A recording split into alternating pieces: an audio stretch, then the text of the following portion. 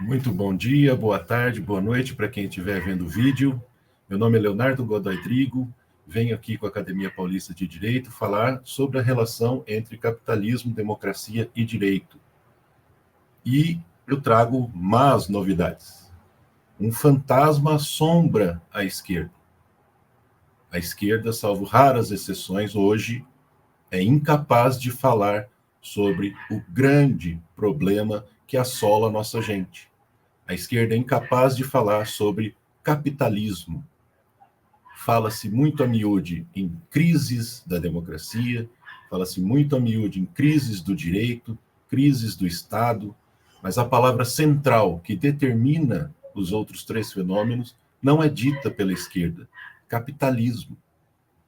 E eu queria muito ser o portador dessa ciência, dessa descoberta, e anunciar para a esquerda: olha, acabei de descobrir que nós não falamos sobre capitalismo e que direito, democracia e Estado são atrelados ao modo de produção. Mas isso não é verdade. Em 1845, dois pensadores da Prússia afirmaram que o direito não tem história própria. A história do direito é a história do capitalismo. Em 1851, um filósofo barbudo da Prússia afirmou que o Estado não tem história própria. A história do Estado é a história do modo de produção. Então, no mínimo, desde o século XIX, nós sabemos que pensar a democracia, o direito e o Estado é pensar ao mesmo tempo sobre o modo de produção capitalista. E nós precisamos falar sobre capitalismo. O que quer dizer isso? Quer dizer que a democracia não é votar. A democracia não é a promessa de uma política pública boa que possa vir. O direito não é a regra. Não é a regra que faz com que a realidade mude imediatamente. Basta nós pensarmos naquilo que nós temos de realidade hoje no mundo. Nós temos diversas regras de direito que proscrevem a guerra. No entanto, a guerra acontece, independentemente de organismos internacionais que digam que não pode haver guerra. A violência institucional acontece, independente de regras de direito que digam que não pode haver tortura, homicídios, que deve-se obedecer à estrita legalidade, à dignidade humana. As políticas públicas são feitas por meio do direito e elas são revogadas, mesmo quando representam ganhos para os trabalhadores. E por mais que eu esteja dizendo agora possa parecer extremamente abstrato, os exemplos concretos que a gente tem comprovam essa relação direta. Então vejam só, foi pela democracia e pelo direito conjugados que tiraram os direitos dos nossos trabalhadores. Foi pelo direito conjugado com a democracia que tiraram a previdência da nossa gente. É pelo direito e pela democracia que se prioriza o respeito a um teto de gastos e ao pagamento de dívida externa em detrimento de políticas públicas de inclusão. E aí vocês podem até me dizer, mas há a contraparte. Há as políticas públicas de redução da miséria, de redução da fome. Realmente elas existem.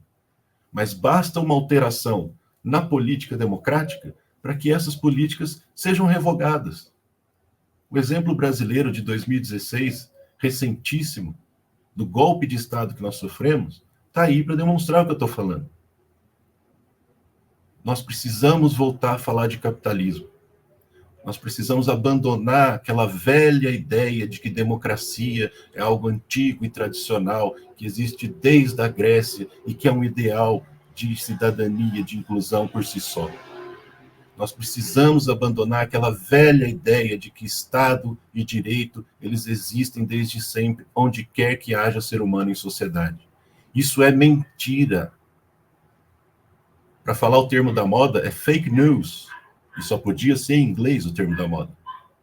É mentira acreditar que democracia, Estado e direito existem desde sempre. São fenômenos que nós conhecemos hoje somente a partir do estabelecimento do modo de produção capitalista. É porque todos nós nos tornamos mercadoria com um valor no mercado que existem direito, Estado e democracia hoje. E eu não digo isso para que nós simplesmente deixemos de lado a reflexão sobre direito, Estado e democracia. Nós, da Academia Paulista de Direito, vimos aqui hoje com a proposta do olhar além do direito, do Estado e da democracia que existem hoje, postos pelo modo de produção. Olhar além do que está aí não é simplesmente falar esqueçamos o que está aí, mas é olhar a realidade do que está posto. É você perceber que a realidade do direito não é a regra que proíbe tortura, mas é que a nossa gente, dos bairros mais pobres, sofre cotidianamente com tortura, inclusive institucional. É você perceber que a realidade do direito não é a sentença de um juiz que manda prender, mas é do carrasco que executa a prisão. É você entender que a realidade da política pública não é um governo X ou Y que faz aquela política, mas é a realidade de que o outro governo que vem pode acabar com aquela política pública. E que, portanto, a transitoriedade dessa política pública é a garantia do capital. Por fim, é entender que Estado, direito e democracia jamais vão contrariar os interesses do grande capital, principalmente o capital financeiro internacional. Olhar além do Estado, do direito e da democracia é você perceber na realidade algo que contradiz a nossa crença tão sólida nessa tradição democrática, nessa tradição jurídica e estatal. Algo não está certo no que a gente entende de tão eficaz da democracia no direito e no Estado. E esse algo se chama capitalismo. E o próprio modo de produção cria a ideologia que nos proíbe de pensar sobre ele. A esquerda está refém da ideologia do capital. A esquerda é incapaz de pensar a transformação real em prol da nossa gente, em prol do povo explorado. Essa violência que graça na sociedade, essa ansiedade, essa depressão generalizadas, toda a dominação de classe, a humilhação, os preconceitos, isso é o capital operando por meio da democracia e do direito. Eu comecei dizendo dos filósofos que no século XVIII e XIX afirmaram que direito não tem história própria, que Estado não tem história própria.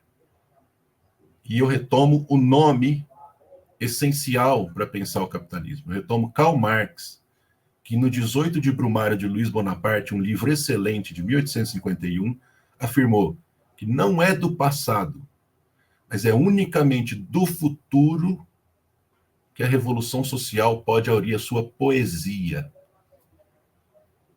Pensar além da democracia do capital, pensar além do direito do capital, além do Estado do capital, mostrar as contradições reais que existem, mostrar o sofrimento do nosso povo, mostrar as idiosincrasias da crença no direito e na democracia, é pensar o presente com vistas à esperança concreta de um futuro de transformação social. É pensar que sim, é possível que um dia sejamos realmente iguais, realmente livres, realmente participantes em projetos coletivos de organização política. Nós precisamos falar que o problema social é o capitalismo. Nós precisamos identificar os problemas. Não há crise de democracia sem crise do capital. Quando o capital vai bem, a democracia vai muito bem, obrigado. Não há crise de direitos sem crise do capital. E quando o grande capital financeiro internacional vai bem, os direitos vão muito bem, obrigado. Agora, basta uma alteração na correlação econômica de forças que países como o Brasil revogam os direitos, principalmente da classe trabalhadora, revogam as políticas públicas, principalmente voltadas à dita inclusão. Então, o que eu pretendo demonstrar para vocês com essa minha fala é que as relações entre democracia, direito e Estado, elas são mais profundas do que quer fazer crer a nossa vã ideologia do capital. A esquerda, qualquer setor progressista da nossa sociedade, precisa voltar a falar do problema central que causa o sofrimento da imensa maioria da população mundial, que a submete à guerra, à fome, ao desabrigo, à humilhação, à indignidade. O problema social desde o século XVIII chama-se modo de produção capitalista, e é disso que nós falamos hoje. Eu agradeço a minha participação e incito todos a pensamento pela transformação social. Muito obrigado.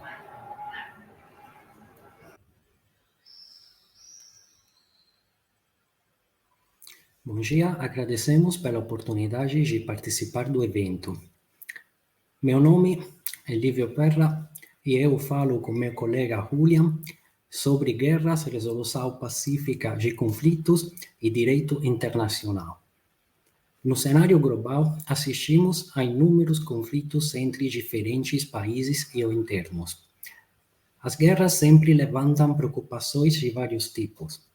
O direito internacional e as ciências sociais podem ajudar a prevenir guerras ou assumir um papel pacificador, levando à resolução pacífica de conflitos. Em primeiro lugar, ainda que brevemente, precisamos de nos concentrar nos conceitos de guerra e paz. Na enciclopédia online Treccani, a guerra é definida como fenômeno coletivo que tem como característica distintiva a violência armada perpetrada entre grupos organizados. A paz é, a rigor, a condição contrária ao estado de guerra com referência a nações, que, regulando as suas relações mútuas de acordos comuns, sem actos de força, podem assistir ao normal desenvolvimento da sua vida econômica, social e cultural. Além da concepção negativa de paz, existe uma concepção positiva, típica do direito internacional, que consiste na regulamentação que põe fim à guerra entre Estados, através de acordos ou tratados de paz. Ao investigar as causas de cada conflito, como afirmou Hermínio Troilo, a propósito da Primeira Guerra Mundial, parece completamente inadequado e errôneo parar nesta ou naquela causa, dando prevalência ou preferência a uma de natureza política ou a outra de natureza econômica ou étnica ou psicológica em geral. O mesmo de voluntariedade individual, o que pode ser normal ou anormal. Às vezes, causas de natureza diferente podem estar presentes juntas. Desde a sua origem, o direito internacional sempre buscou soluções alternativas para os conflitos entre Estados, para resolver divergências entre eles.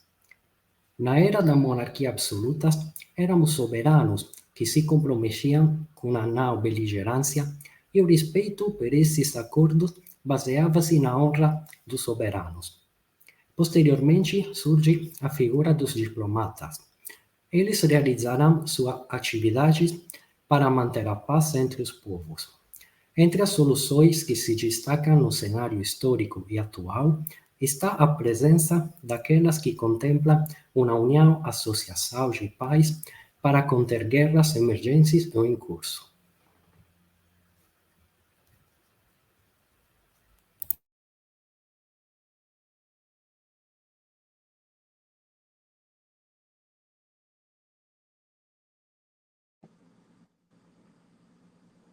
Bom dia, boa tarde, boa noite a todos. Meu nome é Gonçalo Xavier. O meu grupo vai falar um pouquinho sobre um tema muito importante, que é o tema da violência policial. Eu, o Carlos e a Helena agora que nos acompanha no vídeo, e vamos falar sobre esse tema, que é um tema que, enfim, é um tema de muita intensidade, traz muita aflição a todas as brasileiras e brasileiros, né? Mas em especial as pessoas em situação de vulnerabilidade, e, enfim, que é o tema da violência do Estado contra a sociedade, né? O tema da violência policial. Então, por todos o Estado e por todos os seus aparatos, né, de controle social formal, especialmente a polícia e o Poder Judiciário. E para dar conta de um tema como este, falaremos um pouco sobre direitos humanos. Escolhemos para nossa atividade, então, uma importante condenação de um tribunal internacional contra o Brasil, cujas determinações são obrigatórias, que é a Corte Interamericana de Direitos Humanos. Trata-se do caso Favela Nova Brasília, de 2017, que analisou 2 operações policiais em favelas no Rio de Janeiro, ocorridas nos anos 90. O ponto fulcral deste caso é a chamada guerra às drogas, que é um projeto de genocídio das populações vulneráveis e cujo objetivo é o seu afastamento dos espaços públicos por uma política penal de massacres, que é um resultado insuportável encontro com o outro para sociedades autoritárias e desiguais.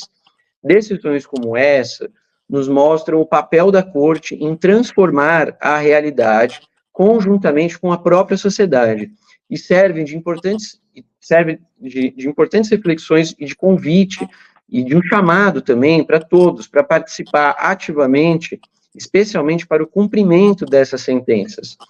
Eu trouxe aqui alguns dados, muito brevemente, vou falar os dados do Anuário de Segurança Pública do Brasil de 2024, né, para tratar sobre esse tema da violência contra a sociedade, né, da violência do Estado contra a sociedade. Em 2024, a gente teve no Brasil 46 mil mortes intencionais, uma taxa de 22,8 por 100 mil habitantes. Com relação à letalidade policial, foram mais de 6 mil vítimas em 2023, um aumento de 188% se comparado com 2013. 82% dessas pessoas são negras, 71% são jovens de 12 a 29 anos. O risco relativo de um negro morrer por intervenção policial é 3,8 vezes maior do que uma pessoa branca. E eu não vou me aprofundar muito nesses dados sobre violência que são de amplo acesso, mas apenas vou me ater agora a me explicar um pouquinho sobre o acesso à corte pela sociedade civil e sobre o que costuma ser decidido em matéria de violência policial e os desafios para o seu cumprimento, especialmente com relação à importância da participação da sociedade.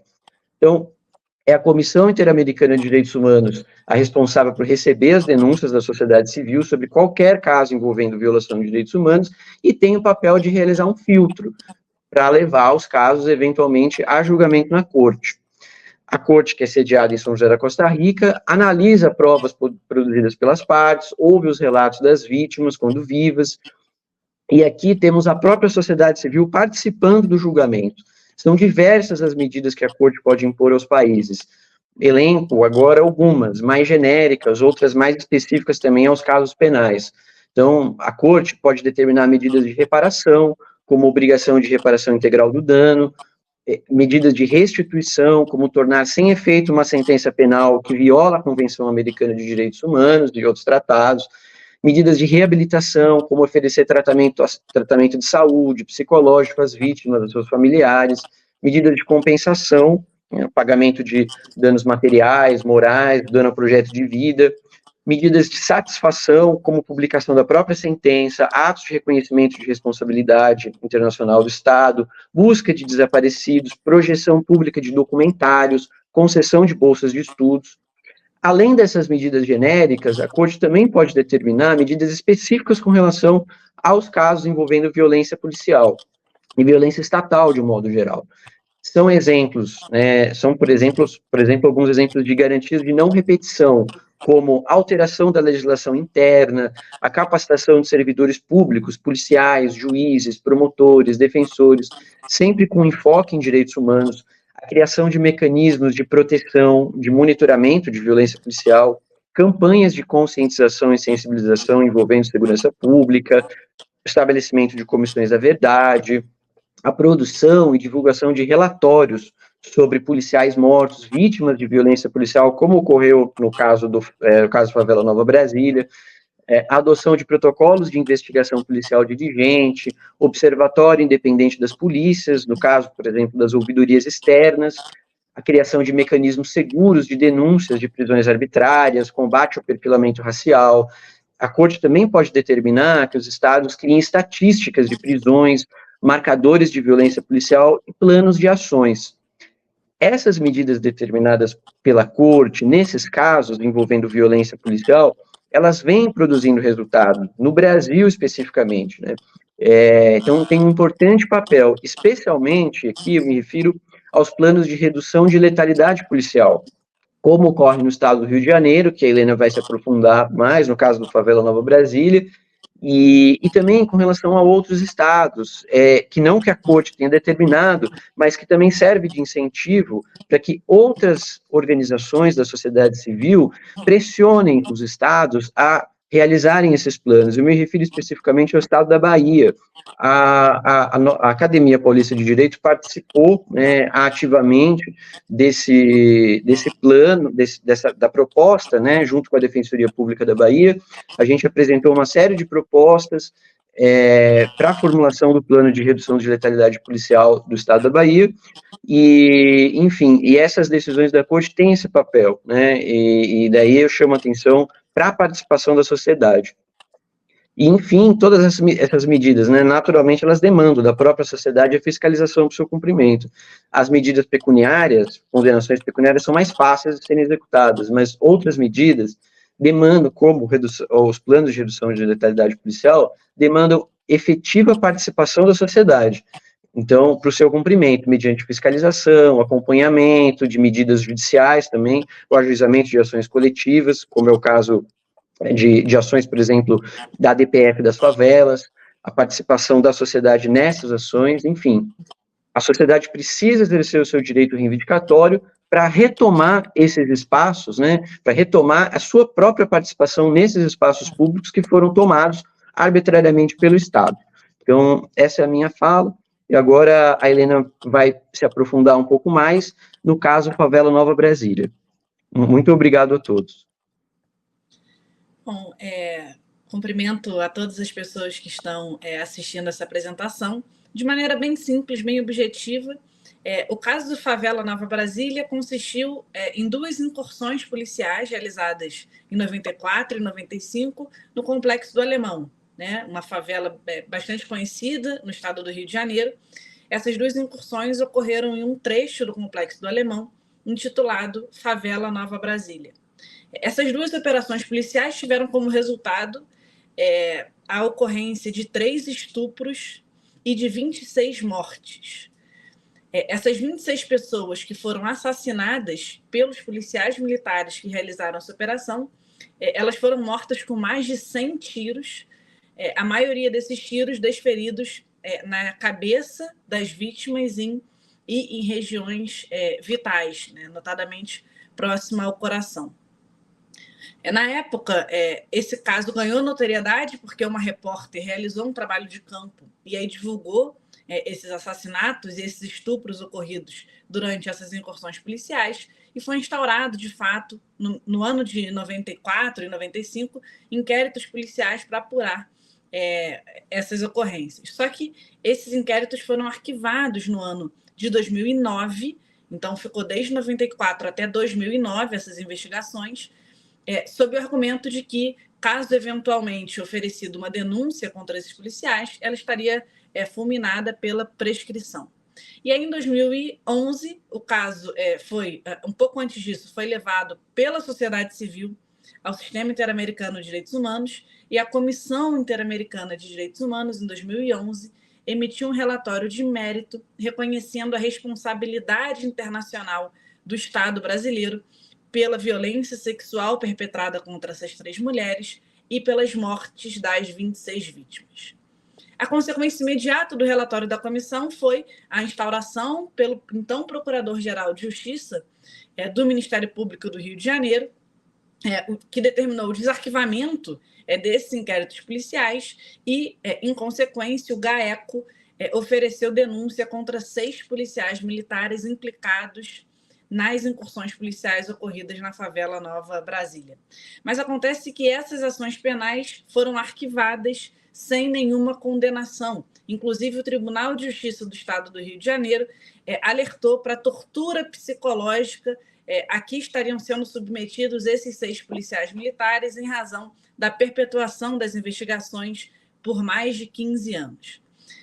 Em razão disso, a Comissão Interamericana de Direitos Humanos constatou que o Brasil não cumpriu as suas recomendações e submeteu o caso à Corte Interamericana de Direitos Humanos, que em 2017 proferiu uma sentença responsabilizando o Brasil por essas mortes e por esses estupros e determinou uma série de medidas a serem cumpridas pelo Estado brasileiro. E aí a gente tem, desde então, a supervisão dessa sentença condenatória pela Corte Interamericana, sentença essa que vem sendo fiscalizada pela sociedade civil.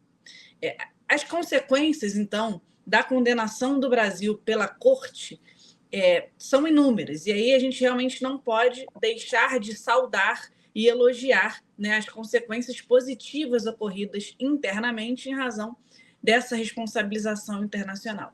A título exemplificativo, a gente pode citar essas medidas de satisfação mencionadas pelo Gonçalo, né? O Brasil difundiu, de fato, por meio dos seus órgãos oficiais, essa condenação. Tivemos também as medidas reparatórias, né?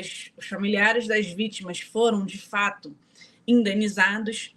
Em 2014, então, antes da sentença da Corte, mas depois da decisão de mérito da comissão, a gente teve a Lei 13.060, que incentivou o uso de instrumentos de menor potencial ofensivo, instrumentos não letais por parte das agências de segurança pública. A gente teve a resolução número 8 de 2012, resolução conjunta da Secretaria de Direitos Humanos, da Presidência da República e do Conselho da Defesa dos Direitos da Pessoa Humana, resolução essa que determinou a abolição desse termo autos de resistência, determinou a substituição desse termo por lesão corporal ou homicídio decorrente de oposição à intervenção policial. E aí, na exposição de motivos dessa resolução de 2012, é feita expressa menção à responsabilização do Brasil, no caso Favela Nova Brasília, pela comissão.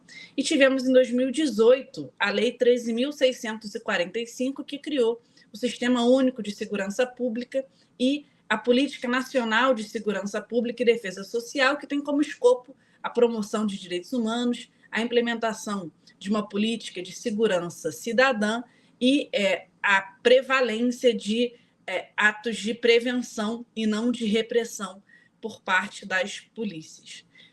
Por outro lado, né, apesar desses inegáveis avanços, como o Gonçalo mencionou, os dados de 2024, a gente vê que os dados oficiais não indicam que o quadro de violência policial tenha sofrido uma significativa alteração. E aí a gente teve, em 2016, por exemplo, no estado do Rio de Janeiro, a Ação Civil Pública, que ficou conhecida como ACP da Maré, que, na verdade, também representa outro caso de violência policial. Esse caso surgiu de uma atuação concreta da Defensoria Pública do Estado do Rio de Janeiro durante o plantão noturno. Foi feita uma petição para que uma operação policial não continuasse ocorrendo durante o período noturno, porque havia um temor de que isso pudesse levar a uma verdadeira chacina. Foi deferida a liminar, e depois essa CP se transformou, que se originou de uma ação individual, se transformou em um caso coletivo, visando ao cumprimento da legislação estadual e das decisões proferidas pelo Sistema Interamericano de Direitos Humanos, no caso, Favela Nova Brasília, incluindo a presença obrigatória, por exemplo, de ambulâncias nas operações policiais e na instalação de câmeras e de sistema de GPS nas viaturas policiais. Aí, em 2018, a gente tem, falando do Rio de Janeiro, a intervenção federal na área de segurança pública. E aí a gente teve um grande retrocesso em relação a essa política de segurança cidadã que vinha sendo implementada.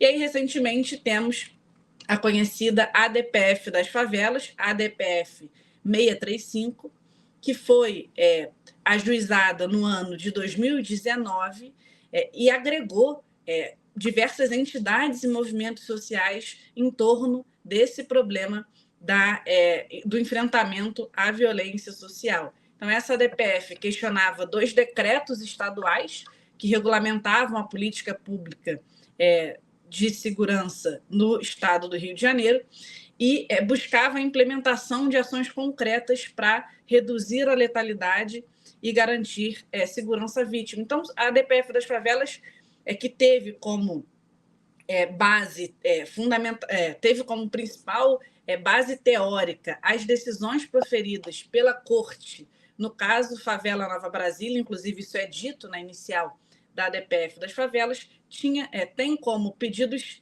questões simples, que a gente pensa que seriam questões até intuitivas, como a vedação da utilização de helicópteros como plataforma de tiro, para que você não os policiais não consigam atirar de cima para baixo, matando os moradores pretos, pobres e periféricos, moradores de favelas. A implementação de um plano de redução da letalidade policial, né, que teve ampla participação, repito, da sociedade civil e de instituições públicas comprometidas com a promoção de direitos humanos. A DPF também pede o rigor na expedição de mandados de busca e apreensão, para que se evite a atuação de diligências aleatórias, ilegais, daqueles conhecidos mandados de busca e apreensão coletivos. O mandado tem que ser individualizado. E, em última análise, pedia que as operações policiais em perímetros que abarquem escolas, creches, hospitais e postos de saúde sejam absolutamente excepcionais. A DPF também pede a instalação de câmeras e equipamentos de GPS, não só nas viaturas, como nas fardas dos agentes policiais. Então, isso tudo para dizer que, embora extremamente necessária a responsabilização internacional do Brasil, nesse caso da favela Nova Brasília, foi a primeira condenação do Estado brasileiro perante a Corte Interamericana de Direitos Humanos, a gente constata que ela não foi suficiente, a despeito dos inequívocos avanços na área de segurança pública, para que a gente conseguisse alterar de forma significativa esse estado de coisas relacionado à nossa violência policial. Ainda há muito que ser feito, e para isso a sociedade civil precisa continuar engajada para que a gente consiga, daqui a alguns anos, uma mudança significativa em relação à letalidade policial. Bom dia para todo mundo aí que estiver assistindo. Essa apresentação vou continuar com o nosso tema, com o livro que a gente estava apresentando com o livro sobre conflitos internacionais e direito internacional. Eu vou continuar falando um pouco sobre algumas experiências internacionais e que serviram também como inspiração para a criação das Nações Unidas a partir das guerras globais, né? E depois eu vou concluir um pouco com alguns instrumentos que o direito internacional tem para tentar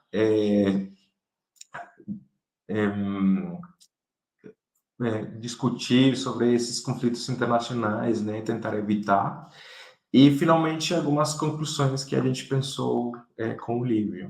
Então, primeiro, a experiência da Liga das Nações, né? Então, a Liga das Nações, que surgiu depois do fim da Primeira Guerra Mundial, em 1919, né?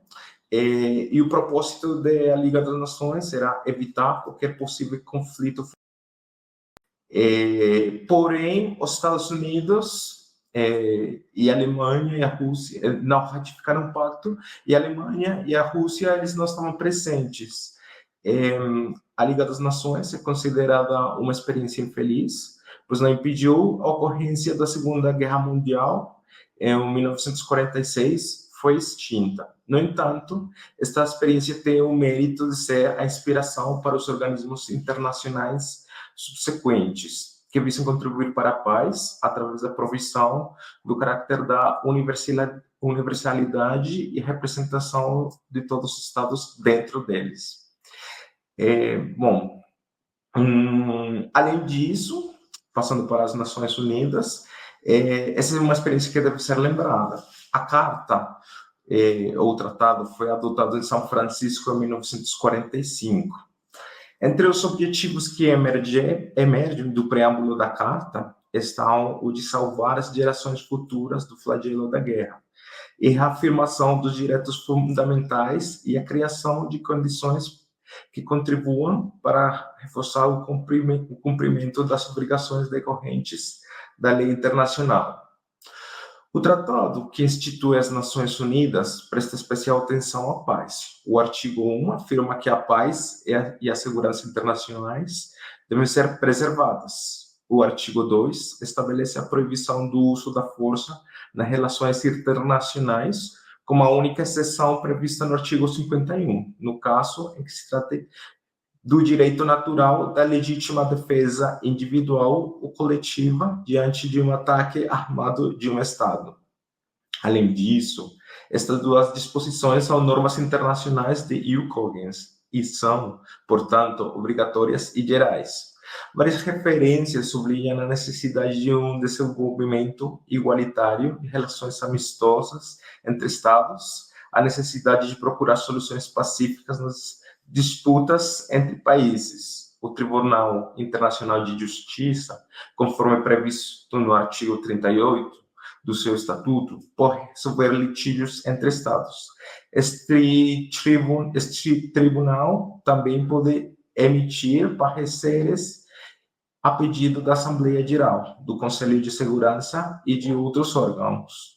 Estas opiniões oficiais são opcionais e não vinculantes.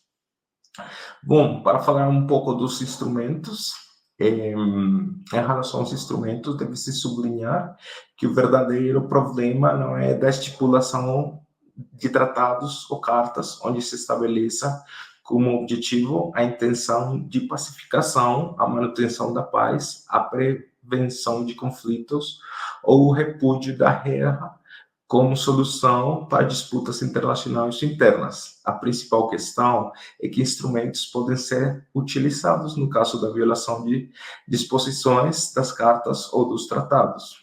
Em primeiro lugar, deve ser feita uma distinção entre instrumentos que envolvem o uso da força, instrumentos coercitivos, e instrumentos pacíficos. Na Carta das Nações Unidas, o artigo 41 prevê medidas que não envolvam o uso da força, e o artigo 42 prevê medidas que implicam o uso da força.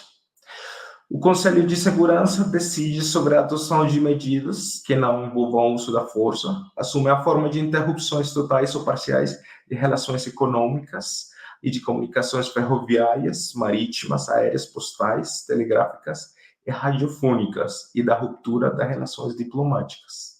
As medidas que envolvem o uso da força são todas aquelas necessárias para manter e restaurar a paz e a segurança internacionais. Estas podem ser implementadas com forças aéreas, navais ou terrestres. Para eles, existe regulamentação específica nos artigos entre 43 e 49 da Carta. As operações de peacekeeping estão previstas no artigo 42 da Carta das Nações Unidas. Elas surgem na prática das Nações Unidas, essas têm um caráter imparcial e desempenham funções humanitárias. Nelas, o uso da força só é permitido em legítima defesa. Bom, a gente vai falar um pouco das considerações sobre esses instrumentos, com particular referência aos instrumentos que não contemplam o uso da força.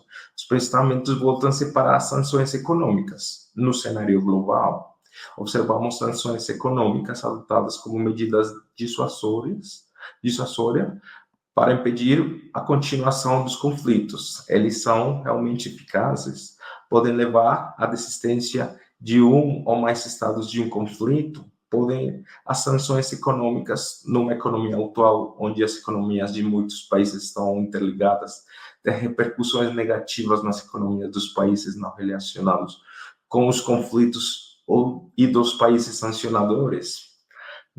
Quanto às medidas que contemplam o uso da força, embora seja verdade que o reconhecimento do direito à legítima defesa seja unânime, é necessário analisar o conceito de legítima defesa. Pense, por exemplo, nas teorias que prevêem o uso legítimo da força como autodefesa preventiva. Além disso, de acordo com o que Orlando sublinha, se considerada na sua forma de uso da força, mesmo como extrema ratio, para apoiar e garantir um objetivo conforme com a lei, dá origem a uma resposta puramente negativa, e é que o direito internacional não dispõe de uma força coercitiva capaz de evitar guerras, mesmo que formalmente visem implementar sanções repressivas para atos de guerra ou levar à guerra.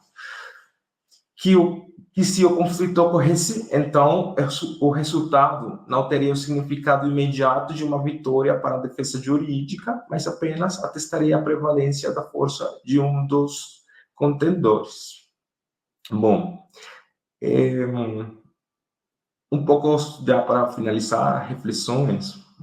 Entre as teorias que surgiram ao longo dos anos estão as kantianas, que olham para o possível estabelecimento de uma confederação permanente de estados, e outras teorias, como as expressas por Dante de monarquia, veem a solução para os conflitos entre diferentes países na afirmação de um único monarca. A ideia de Kant de uma confederação permanente de estados, ou a ideia de Dante de um monarca único, monarquia universal, levaria ao fim dos conflitos entre estados, mas não impediria o surgimento de conflitos internos. No entanto, alguns instrumentos de direito internacional parecem não ter sido suficientes para prevenir ou evitar conflitos. Por exemplo, os casos de Rússia, Ucrânia, a intensificação das operações militares israelenses na faixa de Gaza e em outros países vizinhos, e a complexidade e transformação de conflitos como o do Sudão ou da Colômbia, levando a refletir sobre a eficácia e relevância do direito internacional e seus instrumentos. Assim, então, a gente quer refletir, para finalizar, sobre a cultura da paz. Nas soluções examinadas, surge sempre uma abordagem que surge da necessidade de formar uma frente comum em direção à união, associação de estados para combater o surgimento ou propagação de conflitos. Mas a verdadeira questão a colocar é se pode haver diferentes formas de prevenir a formação e expansão de conflitos. Observando as teorias que estão presentes hoje em nível global, existe uma macrocategoria que se refere à cultura da paz. A cultura da paz consiste na ideia de que devemos educar para a paz, que devemos descobrir e redescobrir a cultura da paz. Estas teorias estão contempladas nos discursos de vários líderes religiosos e são objeto de especial atenção por parte das Nações Unidas. Esta hipótese de soluções poderia ser mais eficaz do que outras soluções, pois poderia erradicar as diversas intenções beligerantes. A cultura e a educação podem muitas vezes fazer a diferença no combate a vários fenômenos. Promover a cultura da paz e ensinar também através do exemplo as novas gerações a procurarem a paz, a procurarem soluções diferentes dos conflitos para que as questões possam surgir, pareceria ser um novo caminho que merece ser seguido. Então, muito obrigado.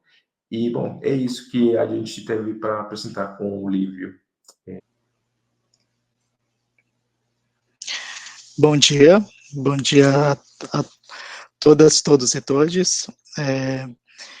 Agora, nesse momento, eu gostaria de conversar com vocês sobre a questão do papel do direito e da memória na preservação da democracia brasileira. Esse trabalho foi realizado por mim, eu sou o André Ricardo dos Santos Lopes, e por mais outros 2 pesquisadores da Academia Paulista de Direito, o Luiz Eduardo Hernandes e o Celso de Oliveira dos Santos. E, enfim, nós gostaríamos de abordar esse tema, já que a questão da preservação da democracia é importante para todos os presentes e também da justiça, do direito, e gostaríamos de trazer um pouco também dessa questão da memória, do papel da memória na preservação da democracia e por que ela é importante nessa preservação da democracia, principalmente na situação atual que vivemos de crise da democracia, né? Bom, para trazer uma contextualização, né, rápida sobre fatos que a gente consegue ver todos os dias, sobre não só a democracia brasileira, mas no mundo todo, a gente vive num contexto de ataque à democracia, a gente vive num contexto de ascensão da extrema-direita, de um contexto de principalmente na questão das redes sociais, de um surgimento desses grupos de extrema-direita que em grande parte a gente via como algo, um resquício histórico, algo da época do nazifascismo, algo que estaria talvez até derrotado, né, visto de certas perspectivas mais triunfalistas, mais sobre o direito internacional, sobre o estabelecimento dos direitos humanos, que também está muito ligado também com uma visão triunfalista até do próprio liberalismo, né, do neoliberalismo como a única alternativa para o mundo inteiro.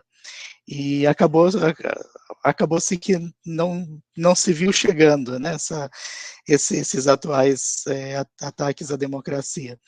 E era algo que sob uma perspectiva da memória, você conseguiria perceber esse movimento surgindo, por mais rápido que pareça que tenha sido.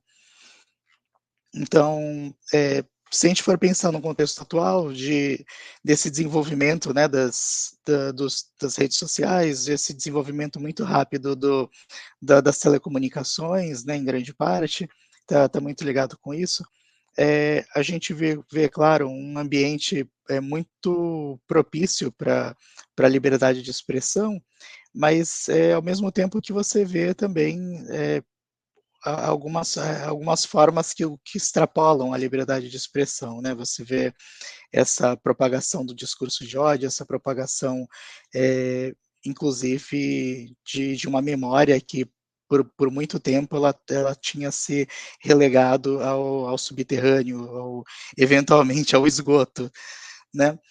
E, enfim, a gente acaba vendo um grande movimento de mobilização antidemocrática no Brasil e no mundo, né? A gente vê no Brasil um fato, né, muito marcante, claro que dentro de um contexto também enorme, já de muito tempo, de quase 10 anos, mas a gente vê, por exemplo, os ataques antidemocráticos de 8 de janeiro às instituições em Brasília. E que a gente consegue observar, mesmo lendo as notícias do dia, a gente consegue observar que não se encerrou em 8 de janeiro, a gente consegue observar uma articulação da extrema-direita contínua, né, no ataque às instituições democráticas do Estado brasileiro. Enfim, o que a gente conseguiu observar nesses ataques do 8 de janeiro? Um grande papel das redes sociais na articulação das pessoas. Essas pessoas, em grande parte, não eram tão próximas à movimentação política institucional, ou faziam parte de algum grupo neofascista ou algo do tipo.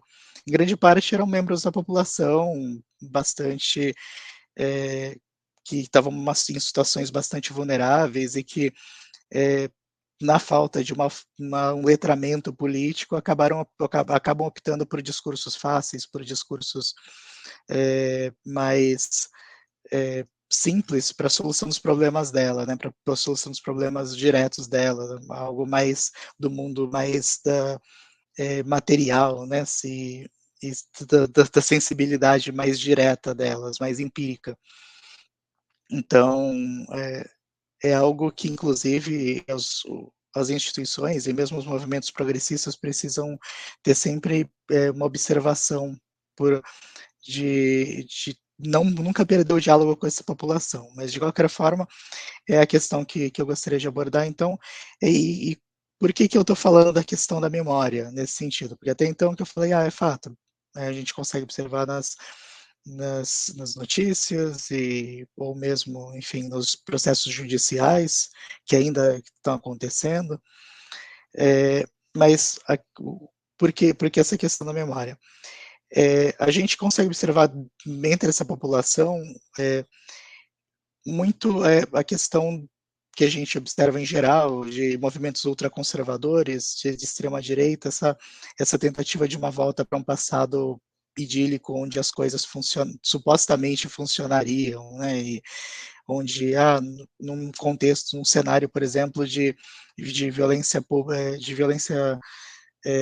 urbana acentuada, um momento onde supostamente não ocorreria esse tipo de coisa.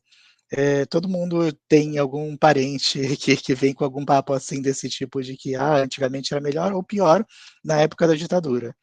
Então a gente vê um acentuado retorno à questão da ditadura militar, do autoritarismo, de uma ideia de que de competência dos militares para gerir o Estado, que é uma coisa que foi se construindo historicamente no Brasil. Mesmo os militares também, às vezes eles mesmos caem na armadilha de achar que eles têm competência para isso, e não apenas na questão da defesa. E a questão, enfim, que vem é a seguinte: a gente tem no Brasil, por exemplo, que é o que importa para a gente nesse momento, esse recorte. A gente tem na nossa memória, nossa memória coletiva, né, não falando na memória individual, aquela memória aqui das lembranças que a gente tem, está muito ligado ao nosso aspecto neurológico, mas na memória coletiva, a memória social que nós temos. Na questão da nossa memória coletiva, a gente no Brasil tem institucionalizado como memória oficial, a memória nacional mais legítima do ponto de vista do Estado, já a concepção de que o Estado brasileiro, aquela concepção de que a ditadura era algo ruim, algo perverso para a população em geral. Só que a gente vê também no movimento de memória subterrânea que se opõe a essa memória já mais do senso comum, a gente vê uma memória que foi criada, que se manteve a princípio presa na caserna, nos clubes militares e até entre simpatizantes mesmo fora dos quartéis, essa memória dos militares, dos autoritários, como se fosse como se eles fossem mais competentes para solucionar os problemas que nós temos hoje. E aspectos disso mesmo, dessa memória construída que ficava presa nesse ambiente informal de comunicação, de informação. A gente tem, por exemplo, o uso do termo revolução, né, o uso da linguagem, o termo de revolução ou contra-revolução de 64, ao invés do golpe militar, exaltação de certos mártires, né, que a gente vê nas Forças Armadas, nas polícias, mártires entre aspas, né, que eles tiveram durante o período militar no enfrentamento à resistência democrática, e a publicação, principalmente também a publicação de teorias da conspiração, né, a gente tem, por exemplo, o Orville, né, que é o livro criado, idealizado pelo general Leônidas Pires Gonçalves e escrito pelo tenente-coronel Lício Augusto Ribeiro Maciel e por José Cunegondes do Nascimento. Ou mesmo o livro terrível, sempre citado pela extrema-direita, do Carlos Alberto Brilhante Ustra, da Verdade Sufocada, enfim. A gente tem todo esse movimento também de conflito, de combate, de disputa pela memória oficial. A gente com esse ressurgimento das redes sociais, você vê uma mobilização dessa informação, dessa memória de grupo, ressurgir, já que você tem agora um ambiente muito mais propício para a proliferação dela. E isso não só no Brasil, isso foi alvo, inclusive, de um relatório mobilizado pela Assembleia Geral das Nações Unidas em julho de 2020, escrito pelo relator o Fabian Savioli, argentino, muito ligado com a questão da justiça de transição, no qual ele sobre essa questão da memorialização das graves violações de direitos humanos, no qual ele manifesta muita preocupação com relação a esse movimento das redes sociais de distorcer a memória, já que esses grupos eles não conseguem combater a realidade, os fatos, a materialidade, eles tentam criar uma própria materialidade, próprios fatos, um mundo diferente, uma percepção de mundo diferente para justificar a própria crença. Então, nesse sentido, é importante o papel da história, da memória, para enfrentar isso e para a gente conseguir preservar nossa coesão social e não ser tomado de assalto por essa memória distorcida, né, e criar uma nova forma de coesão social autoritária. E, nesse sentido, o direito também, voltando para o nosso ambiente aqui da justiça, tem a questão da justiça de transição, que é importante, mas a gente tem, né, os pilares da justiça de transição, que é o direito à verdade, e pessoas colocam o direito à memória e à verdade atualmente, apesar da memória ainda, na justiça de transição, ainda ser uma questão de debate, as reformas institucionais que não tivemos no Brasil, nós tivemos troca de governos, mas não tivemos reformas institucionais, nós temos instituições de Estado, principalmente ligadas à polícia, à repressão, ao Ministério Público, ainda muito caracterizadas da forma com que a ditadura militar deixou, as reparações simbólicas e financeiras e a responsabilização.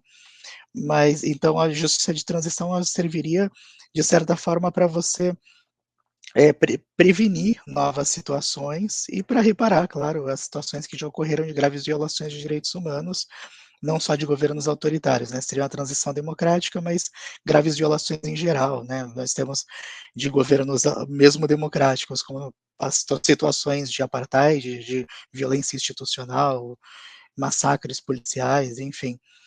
Só que isso não pode se encerrar por si só, porque na Argentina mesmo tivemos um processo de justiça de transição extremamente bem sucedido em comparação com outros países. Ele é usado como modelo, principalmente até internacional, para outros países, por exemplo, na Europa, na América do Norte, sobre situações de graves violações de direitos humanos, mas é importante que isso seja visto, não só a construção da memória, mas a construção da democracia, não como algo perene, mas como a psicóloga Cleia Bose falava, mas como algo em construção. Então, a gente não pode nunca perder esse ritmo da defesa da democracia, senão a gente vai perder novamente para a extrema-direita, para o nazifascismo e por todas essas questões. Então, enfim, era mais isso que nosso grupo gostaria de abordar. Muito obrigado. Bom, gente, certamente você que nos ouviu percebeu que o jurista que pensa em filosofia é um bicho estranho. Nós pensamos coisas bastante diferentes sobre referenciais bastante diferentes, nós falamos coisas complexas, às vezes um pouco descoladas da realidade, mas o fato é, nós estamos aqui pensando o nosso dia a dia, o nosso mundo para transformá-lo. Diante dos que me precederam, eu gostaria só de ressaltar um ponto. É importantíssimo saber como funciona uma ação coletiva, é importantíssimo saber como funciona a polícia, é importantíssimo saber como funciona a democracia e a gloriosa Organização das Nações Unidas. Mas nós não podemos confundir saber como funciona com crença institucional. Nós não podemos acreditar no direito da democracia no Estado. Nós não devemos lutar por algo que causa a exploração do ser humano pelo ser humano. Se nós, além de sabermos como funciona, acreditarmos num sistema falido de dominação e de exploração, nós vamos estar corroborando com esse sistema, mesmo que tenhamos a melhor das intenções desse mundo. Eu agradeço demais a oportunidade de falar no Fórum Social Mundial, agradeço a participação dos meus colegas e encerro aqui a minha participação. Muito obrigado.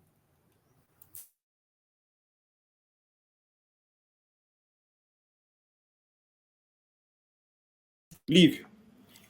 Meu comentário é isso. Acho que a paz é segurança. A segurança tem uma dimensão nacional e internacional. Somente resolvendo seus conflitos de forma pacífica, poderíamos alcançar a paz social e a ausência das guerras. agradeço muito pela oportunidade de participar do evento. Obrigado. Bom, eu também, primeiro, queria agradecer muito essa oportunidade de conversar com meus colegas da Academia Paulista de Direito, né? Eu aprendi muito, e também a oportunidade de falar no marco do Fórum Social Mundial. Eu acho uma excelente oportunidade para pensar assuntos muito relevantes, centrais, todos os temas abordados aqui nessa nossa apresentação, acho que são fundamentais e muito enriquecedores. Eu, assim, particularmente, eu fiquei, assim, muito feliz de aprender sobre questões jurídicas relacionadas à violência policial, sobre questões jurídicas relacionadas com a memória, né, e como pensar isso também no contexto atual de ameaças à democracia, né, e de ameaças à ordem social que, bom, a gente tem que lutar, né, que tem que lutar para manter essa relação, né, esses direitos que a gente conseguiu durante tantas lutas e tanto tempo. Então é isso, muito obrigado aí para vocês.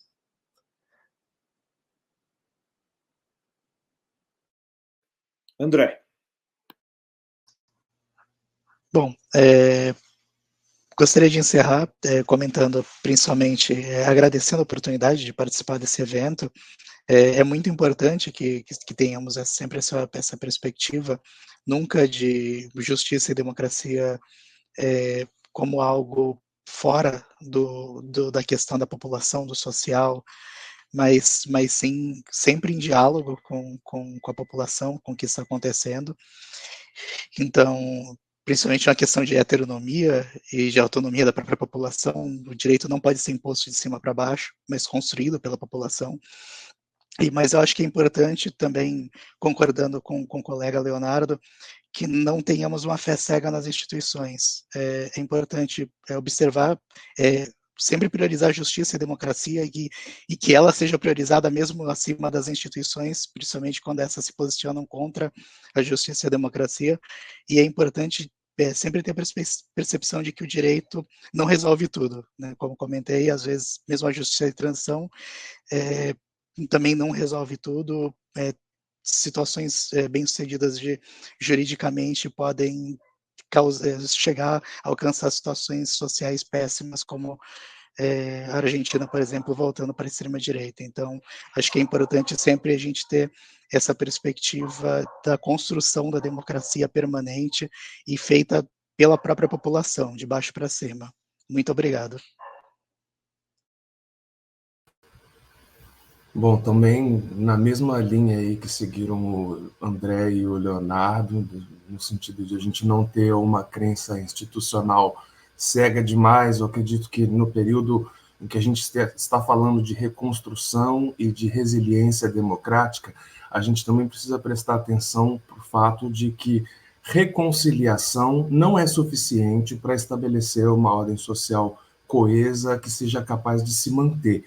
É preciso que essa abordagem também contemple mecanismos contra a sobre-representação política, sobretudo no legislativo, o equilíbrio e a separação entre os poderes e a submissão constitucional das autoridades, que são coisas com as quais a gente precisa se preocupar constantemente e que a cada período a gente vai ter que pensar sobre e propor novos mecanismos para que esse reforço na ligação entre o povo e as instituições continue a existir e continue a poder ser verificado pela população da melhor e mais rápida forma possível.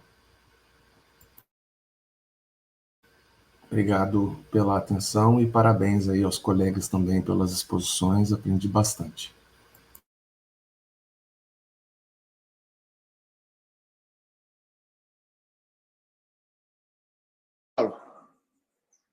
Gonçalo.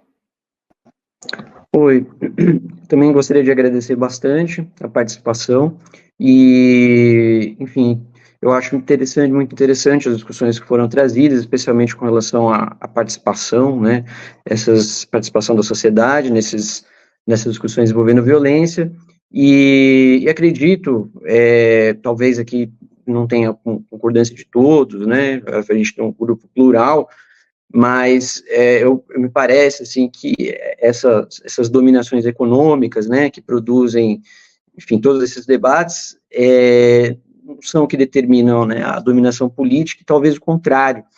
Então, a gente precisa elaborar, né, esse tema do autoritarismo e como desconstruir, né, como desmantelar essas estruturas de dominação que, enfim, incidem em todas as relações entre as pessoas e que refletem, né, no tema da violência, enfim.